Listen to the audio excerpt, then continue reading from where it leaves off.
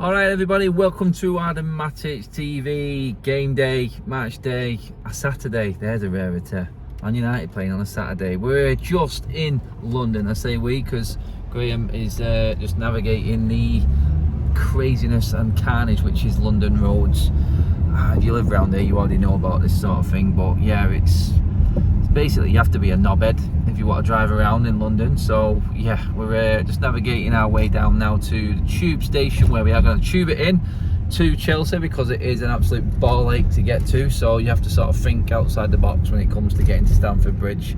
So yeah, that's where we're up to now. A few hours before kick-off right now. We're on decent time at the moment, so should be in there at least an hour and a half, so 2 hours before kick-off, hopefully, if the tube situation all goes okay. But I'll come back to you once we're parked up and we're in the tube station and heading out on the tram. I call it a tram from Manchester.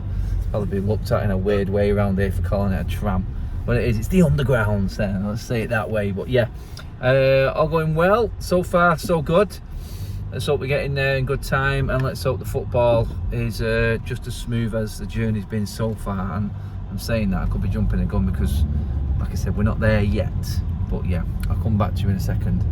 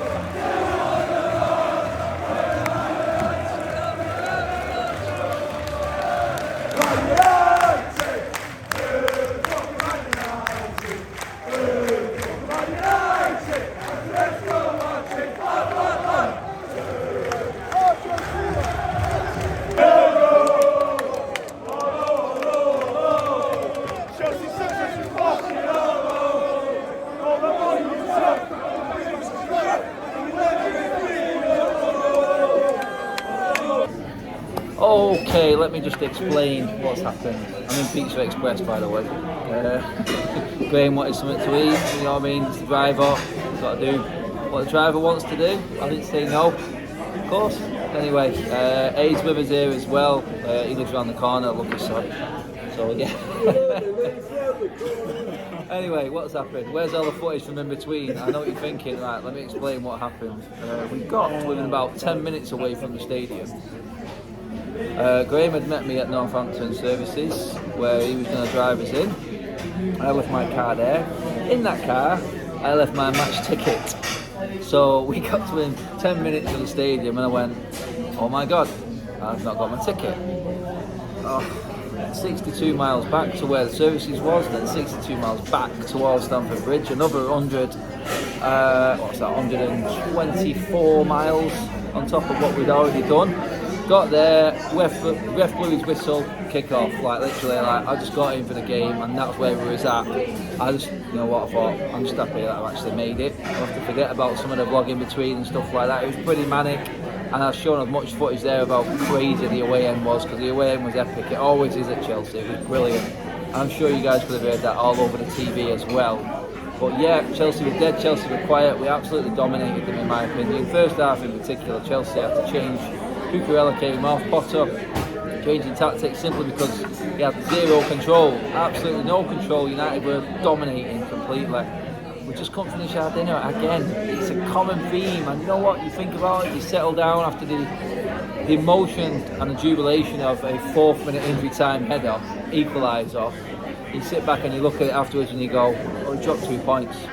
It's painful to say it because you're still happy that that's happened, and coming out anywhere with a last-minute equaliser or win or whatever it is, you're always going to have that, just going to be fresh and raw, and you feel like you've just won the lottery. That's what it feels like. There's no comparison to anything. But when you look at it all now, you go, yeah, actually, we should have won that game, and we've let Chelsea off the hook, and Chelsea will feel like they got away with one there, I'm sure. I've not heard what Potter said. Apparently he's bigged up United for the first half hour, and then obviously when he made the change, it might have changed, might have been different, bigging himself back up, I don't know. Coincidentally, that's when the game changed, when he made his substitute. Well, it didn't, because United still created the best chances. Chelsea had 2 shots on target, and one of them was the penalty. They created nothing. De Gea had his feet up. The defence was superb. We dominated their forward line. Aubameyang had to come off. They were doing all sorts. I mean, it brought Pulisic on to try and change it up, put more men in midfield and control the game. But United, in the end, and the reason why I think we sort of faded was just we looked knackered from the midweek game, to be honest. That's what it looked like. We used a lot of energy in that Spurs game. And it's like Graham said before, this is what you get when you play Spurs and Chelsea within a week. It's 2 of the top 6 teams from last season in the same week. No one's had to do what United have had to do so far this season, and we're just getting through our tough spell now, and we're 1 point off the top 4. We played everyone in the top 6. We've taken 10 points out of them games, and you got to look at it and go, I'd take that after 11 games, 100% I would. All the big games, all the big teams done, and now we're looking forward to trying to finish off these next 3 games with West Ham, Villa and Fulham. You'd expect United to be looking at maximum points from that, and finishing before the World Cup in a very comfortable position, may even be in the top 4 by the time the World Cup starts. We will see. But on today, it feels like a missed opportunity, but you've got to take encouragement from the performance and the mentality that this team is now. It's turning into a mentality monster. I know that was what Klopp used for his Liverpool team, but there is a never say die attitude about the team right now, and they're fighting for each other. It's not pretty yet, and we're nowhere near where we need to be in terms of Ten Hag ball. It's just signs are coming through, and you have to look at the positives, I think, because that last season we would have lost 100%, and I just don't think we would have recovered from it. I think we then struggled the following game. Big games coming up now, simply because we have to finish top of the Europa League group, so 2 wins in that is needed, and we have to win these next 3 games against West Ham, Aston Villa and Fulham. Simple as that in my eyes. Fulham, yeah, turning the corner, a decent team. Villa are on their arse. West Ham, nowhere near as good as it was last season. Europe is really affecting them, and they will play us in that game, having also played in Europe in the week. So I'd expect United to win that game and be able to handle that occasion better than West Ham. So we really need to go to town on West Ham this weekend. Guys, that is it. I'm done. I'm going to just chill now, have a pizza and relax, and then try and watch some highlights. I'm going to get them up from the game. But cheers for watching, everybody. Sorry about the footage in between. Manic away days. Oh God, I wish they were easier. But we are where we are. Everyone's happy. We move on. We're safe. Next week comes. I will be back on Monday with the live show dissecting everything. I don't think I'm going to do one tomorrow. I'm going to stick to Monday.